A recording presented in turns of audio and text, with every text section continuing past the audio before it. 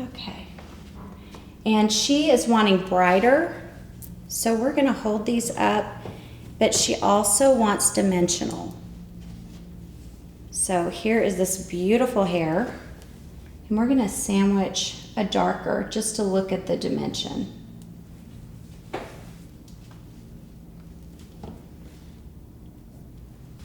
Okay, so we are taking the 18-inch hair, 613 in the blonde and 8 in the darker blonde. And we're going to sandwich those together, and we're going to look and see what that's going to look like. So this is not the official parting, but we just want to put them similar to where we're going to make our first part, our first section, and clip them in. And you can maybe clip those over there, just so we can see how she's going to like that color.